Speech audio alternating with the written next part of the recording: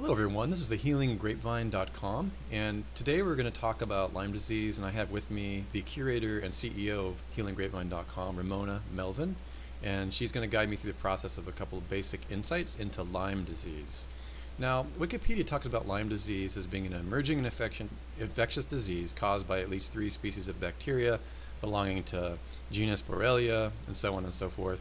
The main thing that we want to point out, as Wikipedia covers it, they talk about it being tick-borne. Well, it's pretty much known that many varieties of insects are carriers for the Lyme bacteria, and it's even uncertain as to whether it is bacteria or not. So what we just wanted to cover is 60% of Lyme's symptoms are misdiagnosed. Isn't that right, Ramona? Yes, over 60% of folks who are contracting Lyme disease are being misdiagnosed, most commonly by things like lupus, chronic fatigue syndrome, fibromyalgia. Many of the autoimmune syndromes are the catch-all bucket for this Lyme disease affliction. Absolutely. You can see here there's some diagrams, some Lyme disease. Again, they're very focused on tick, adult, female, and the rest, but it's a huge controversy because in our work we know that there's other carriers, and there's people that have never been touched by ticks that have this. That's correct, because what they are tracking now is they're finding this bacteria to be in human fluids and potentially passable that way through sexual fluids, through mother's milk.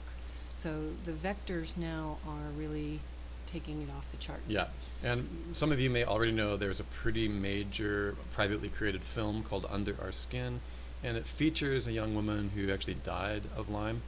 And the thing is that it wasn't just about her. There's literally dozens of people who have been struggling with this, and they are known Lyme carriers. In other words, they've been diagnosed with the bacteria, phage, and all the other stuff that's associated with it. So here's some of the faces we're just scrolling by of people that are covered in this film. It's a real gut-wrenching film. If you can watch some of it for free on YouTube, and we do recommend it. Otherwise, you can also go to the Healing Grapevine bookstore, and let me just get that centered for you. The Healing Grapevine bookstore, and you just visit Healing Grapevine. You can actually visit healinggrapevine.com, and we're going to have a link to the bookstore off the site, but you can also visit healinggrapevine.bookstore.com shortly. So that's another. Also, visit us at our website if you want to know more information about this. Ramona covers a huge amount of information on Lyme, hyper-toxicity. Okay, go ahead, Ramona. It's under the About Us page. I actually have my personal story, which is my own recovery from Lyme disease and Morgellons and the hypertoxic conditions that we're finding ourselves in today. And so really, I did that without the use of pharmaceutical medicines and conventional medicines that are being prescribed, that shotgun loaded up antibiotic treatment that the conventional medical community is using. I didn't do any of that, and I have recovered. Okay, and we don't ever really do any super hard pitches for products or everything, but just an FYI is that I also am a user of fire infrared products, and that's part of the reason that I'm volunteering a lot of my time to Healing Grapevine, because I want the world to know that there are certain things that are anti-Lyme and hypertoxicity. We have to be careful what we say, but there is a huge amount, a powerful effect of a can I say release?